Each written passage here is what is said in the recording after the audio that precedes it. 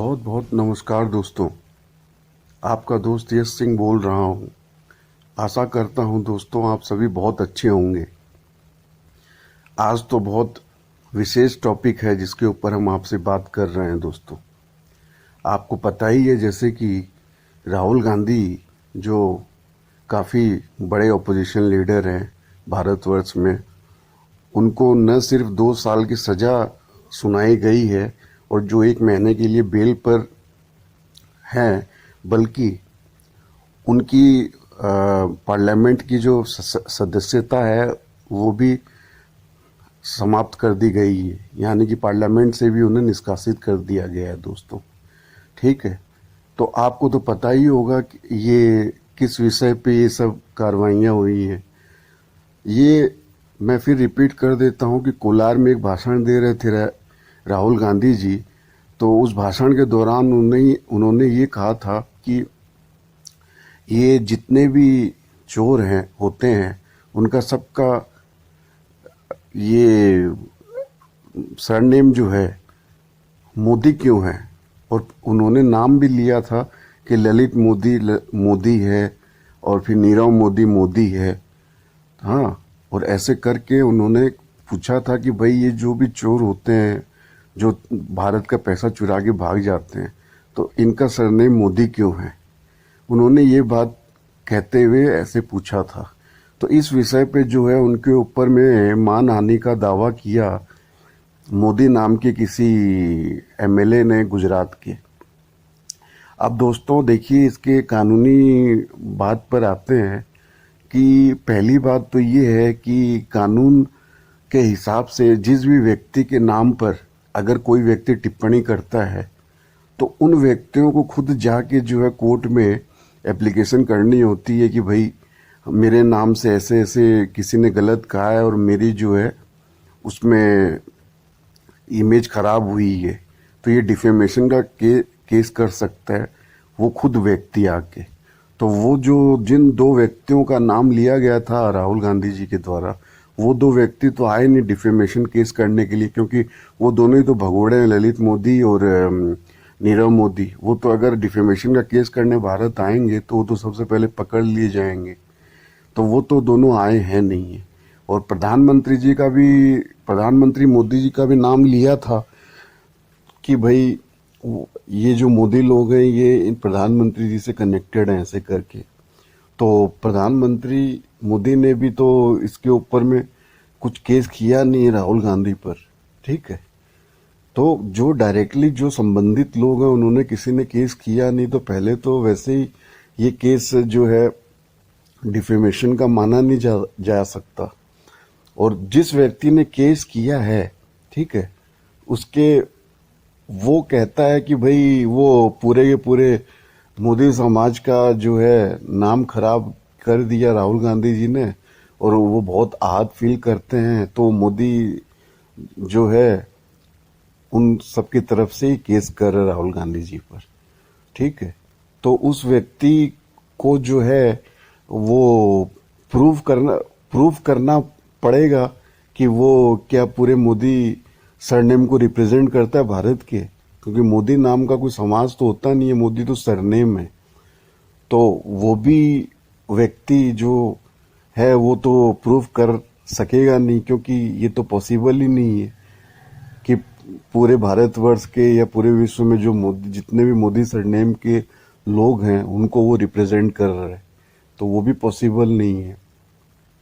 तीसरी नंबर बात ये है इस कानूनी पचड़े में कि ये केस जो है वो कर्नाटका में घटित घटना है ये। ठीक है, तो उसका जो है केस दायर किया गया है गुजरात के अंदर में, और दायर भी किया गया है ओपोजिशन किसी उस नेता द्वारा जो बीजेपी से है। तो इसको भी देखते हुए जो है जो निचली अदालत ने 2 साल की सबसे बड़ी सजा होती है 2 साल के डिफेमेशन केस में, वो जो है सजा सुना दी। जबकि जज को ये देख लेना चाहिए था कि ये जो मामला है ये तो है ही कर्नाटक का, ये है ही नहीं गुजरात का। और दूसरी बात है केस करने वाला व्यक्ति भी जो है अपोजिशन किसी उस दल का है जो कांग्रेस के खिलाफ का दल का है। तो ये पॉलिटिकल जो है इसमें वेंडेटा नजर आनी चाहिए थी जज को। तो जज ने ना ये देखा कि जिन व्यक्तियों के नाम से राहुल गांधी ने संबोधित किया था भाषण में, ना उन किसी व्यक्ति ने आके केस किया है, ठीक है।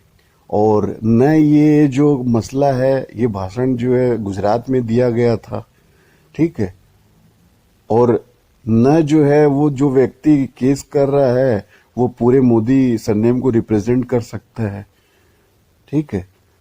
तो और इन सब चीजों को देखते हुए और डिफेमेशन में हाईएस्ट 2 साल की पूरी लगा दी गई है। तो इन सब चीजों को देखते हुए पहले ही जो है जज को इस मसले को खारिज करना चाहिए था, ठीक है। जो कि मुझे पूरा विश्वास है हाई कोर्ट में, सुप्रीम कोर्ट में मसला जो है निरस्ती हो जाएगा। और दूसरा जो है मुझे ये भी ऐसा लगता है कि बीजेपी पार्टी का कुछ ना कुछ प्रेशर तो जरूर रहा होगा, जहां तक मुझे लगता है, कोर्ट वगैरह पर। क्योंकि इस तरह का इतने छोटा सा जो स्टेटमेंट है जिसमें कहीं कोई गलत बात तो बोली नहीं है राहुल गांधी जी ने। क्योंकि उन्होंने तो नाम लेके बताया कि ये नीरव मोदी, ललित मोदी, ये जितने भी चोर होते हैं ये मोदी क्यों होते हैं। तो उन्होंने तो कुछ झूठ बोला नहीं है, वो दोनों ही मोदी सरनेम के हैं। और राहुल गांधी ने तो एक प्रश्न किया है। अब इसमें जो है कैसे केस कर दिया और कैसे वो जज ने मान लिया, और मान ही नहीं लिया बल्कि उस निचली अदालत ने सीधा हाईएस्ट लेवल का 2 साल का जो है वही लगा दिया, मतलब कि जेल की सजा सुना दी, ठीक है। तो ये तो जो है केस बिल्कुल कमजोर केस है। इसमें पूरा समझ में आता है कि कैसे गुजरात में कोर्ट जो है वो अंडर प्रेशर काम करते हैं, पॉलिटिकल प्रेशर के अंतर्गत काम करते हैं। तो साफ साफ दिखाई दे रहा है। तो ये तो होगी देखिए पहली बात। अब दूसरी बात जो है दोस्तों, देखिए मैं एक आपसे रिक्वेस्ट करना चाहता हूँ कि प्लीज मेरी जो बात मैं कहता हूँ उसमें आप बने रहिए, पूरा ध्यान से सुनिएगा तो आपको पूरा मसला समझ में आ जाएगा। तो थोड़ा समय लगता है दोस्तों समझने में, इसलिए प्लीज बने रहिए साथ में। तो पहला तो मैंने पूरा आपको ये बता दिया कि कौन सा मुद्दा था। दूसरा ये मैंने बता दिया कि क्या जो है कानूनी दावपेच है जिसके अंतर्गत ये सब मसला चला है। और तीसरा मैंने आपको ये बताया कि कहीं भी नहीं ठहरता था ये मसला कि इतना बड़ा जो है कोर्ट अपना सजा सुना दे। हाँ, तो ये तीनों बातें मैंने आपको बता दी। अब देखिए चौथी बात में ये आते हैं कि अगर ओपोजिशन जो भी है भारतवर्ष में, ठीक है, वो अगर आज प्रजातंत्र के लिए, डेमोक्रेसी के लिए अगर आवाज उठाए नहीं, और अगर ये नहीं बोले कि भाई आपने जो जुमले दिए थे 15-15 लाख रुपए के वापस नहीं आए, क्योंकि इस तरह की बात उन्होंने कही भी है अपने इसी कोलार वाले भाषण में, जिस भाषण के अंतर्गत ये सब बातें कही गई थी कि भाई मोदी जी ने तो कहा था 15-15 लाख आएंगे, नहीं आए, ठीक है। दूसरी उन्होंने ये भी बोला था कि ये जो राफेल वाला मसला हुआ था उसमें भी जो है उठा के कॉन्ट्रैक्ट दे दिया गया था अनिल अंबानी की कंपनी को, ठीक है। और राहुल गांधी ने उस भाषण के दौरान ये भी बोला था कि 5-5 करोड़ जो हर साल नौकरियां देगी मोदी सरकार ने, ये वादा किया था। तो वो वादा का क्या हुआ। तो ये सब जो है जायज प्रश्न पूछे थे राहुल गांधी जी ने।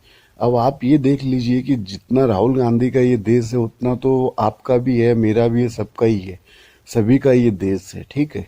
तो कोई अगर एक व्यक्ति उठ के सरकार की आलोचना करता है और प्रश्न करता है कि भाई आपने जो भी मतलब जुमले दिए थे वो सब आप तो कुछ पूरा कर नहीं रहे हैं, ठीक है, और उसकी आवाज को बंद करने के लिए अगर उसे जो है पॉलिटिकल प्रेशर और लीगल प्रेशर के द्वारा उस आवाज को दबाया जाए, और आवाज ही न दबाया जाए।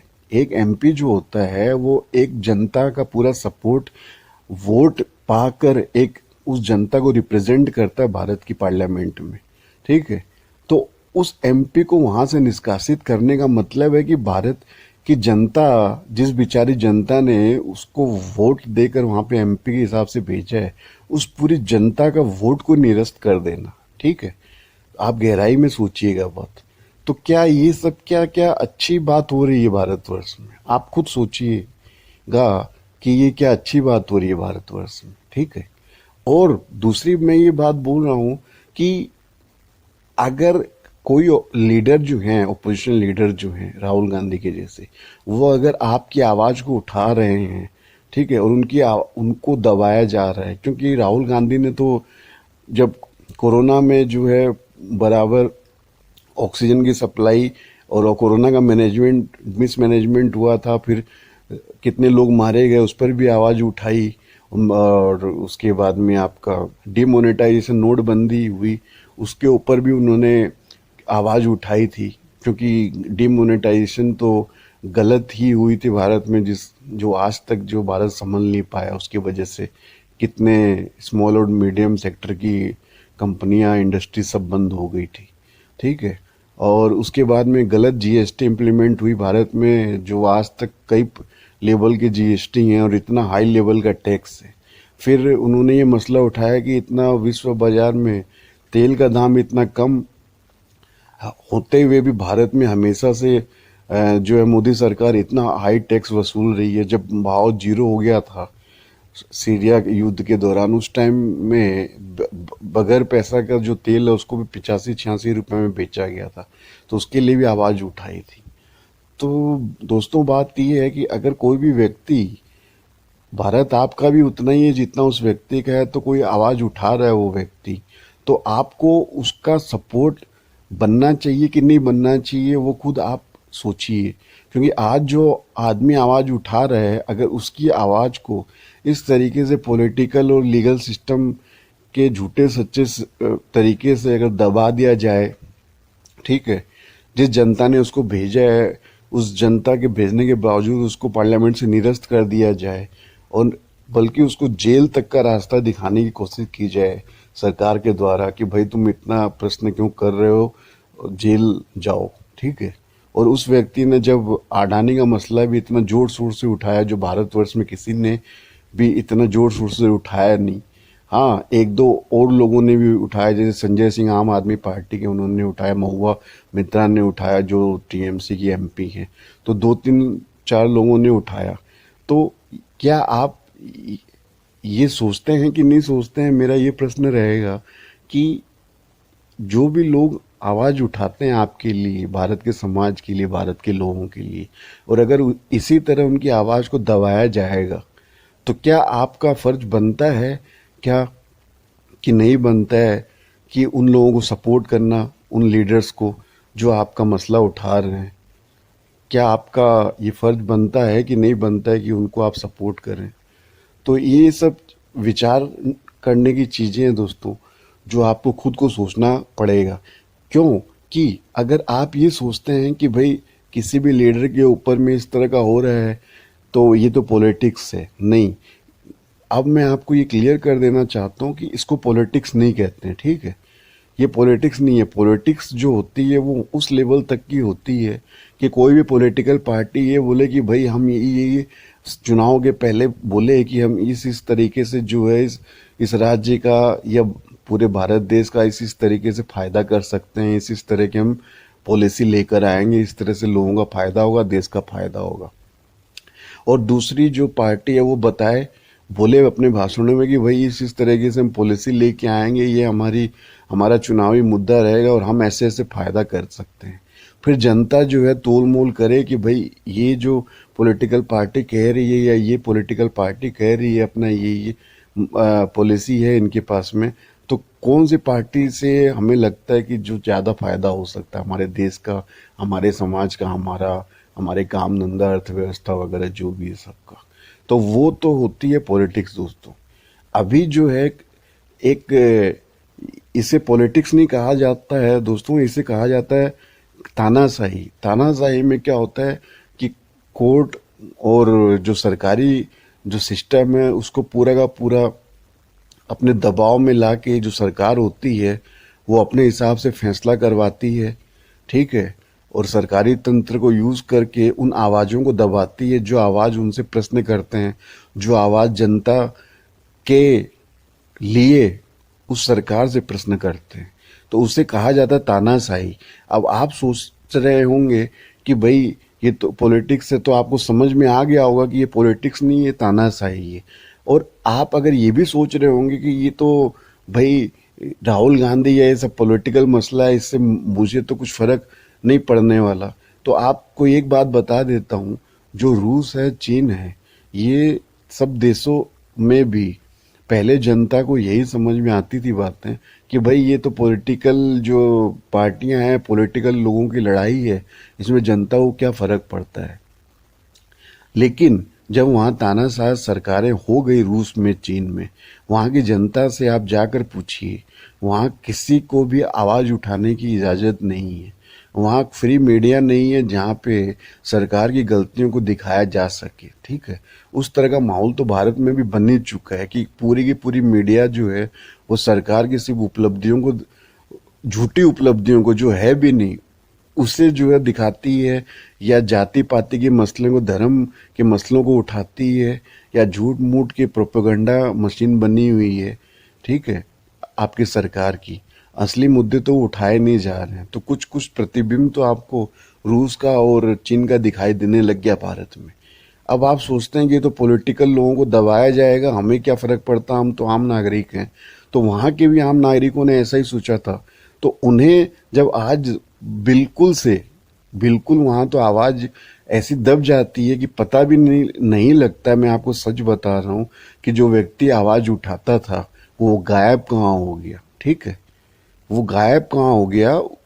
उसकी रिकॉर्ड भी नहीं है किसी थाने में, न किसी सरकारी मशीनरी में वहां दर्ज होता है उसका नाम कि भाई वो है कहाँ जो सरकार के विरुद्ध में बोलता है। ये हालात है चीन में, ये हालात है रूस में। आप सोचते हैं आपको क्या फर्क पड़ता है।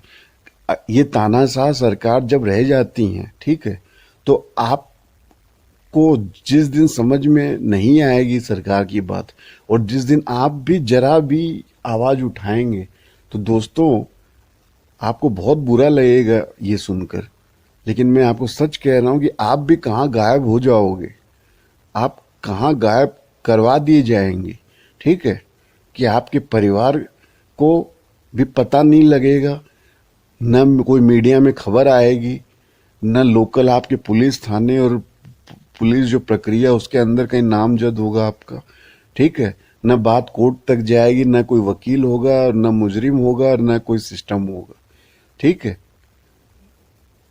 तो आपको बता रहा हूं कि आप अगर ये सोचते हैं कि भाई आपको क्या फर्क पड़ता है, ये तो पॉलिटिकल चीजें हैं, पॉलिटिकल बातें हैं, ठीक है, तो आप ये प्लीज समझ लीजिएगा कि ये पॉलिटिकल बातें नहीं है। ये तानाशाही जो है पूरे तरीके से भारत के अंदर में आ चुकी है, ठीक है। तो इसके अंदर में अगर यही रुख रहा आगे भी जाके भारतवर्ष का, और जो आज सरकार चल रही है उसका, तो ये आपके पूरे फ्रीडम पर, आपके ऊपर बहुत बड़ा खतरा है, आपके आने वाली पुश्तों पर बहुत बड़ा खतरा है दोस्तों। आज चीन के अंदर में राष्ट्रपति जो बने हुए हैं वो पूरे जीवन के लिए राष्ट्रपति बनकर बैठ गए हैं, और ऐसा ही कुछ रूस में भी हो चुका है। तो यही जो प्रक्रिया है भारत में भी अगर हो गई, ठीक है, तो न तो कोई यहाँ पार्टी रहेगी, न आपकी कोई आवाज उठाने वाला रहेगा, ठीक है, और न कोई मसला रहेगा, और जो आवाज उठाएगा वो कहाँ गायब हो जाएगा उसका भी पता नहीं लगेगा। ये सच्चाई है, ऐसा हो रहा है विश्व में। ये कोई बहुत बड़ी बात नहीं है कि भाई ऐसा है कि भाई कोई सपना हम देख रहे हैं या ऐसा हो सकता है, ऐसा ही होता है। आप चीन में आवाज उठा लीजिए जाके, या रूस में आप आवाज उठा लीजिए, कहाँ गायब हो जाएंगे। मुझे पता है बहुत तकलीफ होती है इस बात को सुन के कि भाई कोई व्यक्ति बोल रहा है आप कहाँ गायब हो जाएंगे, ऐसा ही है। आपको मैं बता देता हूं, कई यूट्यूबर हैं, एक एग्जांपल मैं देता हूं आपको। बोल्ड एंड बैनक्रप्ट बोल के एक यूट्यूबर हैं जो रूस में जा जाके बहुत अच्छी वीडियोस बनाते थे, वो रूस के बारे में अच्छा ही बोलते थे, लेकिन उनको जो है जेल में उठा के पटक दिया गया 1 महीने के लिए, और फिर उनको जो है रूस में घुसने से बैन कर दिया गया है और उनको उठा के फेंक दिया गया है रूस के बाहर, क्योंकि रूस की सरकार को समझ नहीं आई उनका रूस में घुसना और रूस में जाके रूस के बारे में वीडियो वगैरह बनाना। क्योंकि कई बार वो ऐसे बोल देते थे कि यहाँ पे जो है प्रजातंत्र नहीं चल रहा है, यहाँ पे सरकार कुछ इस तरह है, या लोकल लोगों से भी बात करते थे, तब भी लोकल लोग उनकी वीडियो के जरिए आवाज़ उठाते थे, और वो उन आवाज़ों को जो रिकॉर्ड करके यूट्यूब पर डालते थे, तो लोकल जो है लोगों की आवाज़ यूट्यूब पर आ रही थी, जो विश्व के लोग देख सक रहे थे। तो इन सब कारणों की वजह से रूस की सरकार ने उनको ना सिर्फ जेल में पटक दिया, बल्कि उठा के फिर 1 महीने बाद में अपने देश से भी बाहर फेंक दिया, और उनके पासपोर्ट को जो है बैन कर दिया रूस के अंदर में घुसने से। और उनका पासपोर्ट बैन चीन सरकार ने भी इसी वजह से कर दी है। ठीक है दोस्तों, आप बिल्कुल इस चीज को पता कर सकते हैं। बोल्ड एंड बैंकरट बोल के यूट्यूब चैनल चलाते हैं, ये यूके के हैं ये भाई साहब। तो सच्चाइयां जो है मैं आपके सामने रख रहा हूं, जो आज के तारीख में हो रही हैं। ठीक है, अब आपको खुद को समझना है आपको कि क्या इसी तरह की सरकारें चाहिए जो आपको भी दबा दे, आपकी आने वाली पुश्तों को भी दबा के रखे। ठीक है, ये आपको प्रजातंत्र चाहिए भारत में, जहाँ जो कानून ने अधिकार दिया है सबको आवाज़ उठाने की, बोलने की, और सरकार की अगर खामियां हो उसे उजागर करने की, खुला मीडिया हो और खुली बात हो सके, लोगों की फ्रीडम ऑफ स्पीच जो कहा गया है भारत के कानून में। आपको एक अच्छा प्रजातंत्र का अच्छा खुला माहौल चाहिए या क्या तानाशाही चाहिए, अब आपको ये खुद विचार करना पड़ेगा। इससे ज़्यादा तो मैं कुछ बोल नहीं सकता दोस्तों, आप लोग तो सभी समझदार हैं। मेरा आपको ये जरूर एक रिक्वेस्ट रहेगा कि आप, अगर कई लोग होते हैं कि कहते हैं मुझे पॉलिटिक्स में इंटरेस्ट नहीं है, तो पॉलिटिक्स से इंटरेस्ट की बात नहीं है, ये तो आपके राष्ट्र को जो है तानाशाही के अंतर्गत जकड़ दिया जा रहा है। अभी तो पॉलिटिक्स नहीं है, अब तो आपको राष्ट्र के बारे में चिंता भी करनी पड़ेगी और इंटरेस्ट भी लेना पड़ेगा। आप सोचते हैं आपको इंटरेस्ट नहीं है, तो आपका आने वाला समय भी फिर ये सही नहीं रहने वाला दोस्तों। जो भी व्यक्ति ऐसा बोलता है कि भाई मुझे तो कोई इंटरेस्ट नहीं है, तो ये सब विचार है दोस्तों, देखिए आपके सामने रखा है, सब आप लोग समझदार हैं। मैं और इससे ज़्यादा क्या कह सकता हूँ। आप लोग साथ बनाए रखिए दोस्तों। तो मेरे ख्याल से आज के लिए तो इतना काफ़ी होगा, और कृपया मेरी आवाज़ को और भी, मेरे विचारों को और भी शेयर कीजिए, तो ये अच्छा ही रहेगा बाकी लोगों के लिए भी कि वो मेरी आवाज़ सुने। आज के लिए बस इतना ही दोस्तों, जुड़ने के लिए धन्यवाद, और thanks a lot. Signing off Yash Singh, सत्यमेव जयते।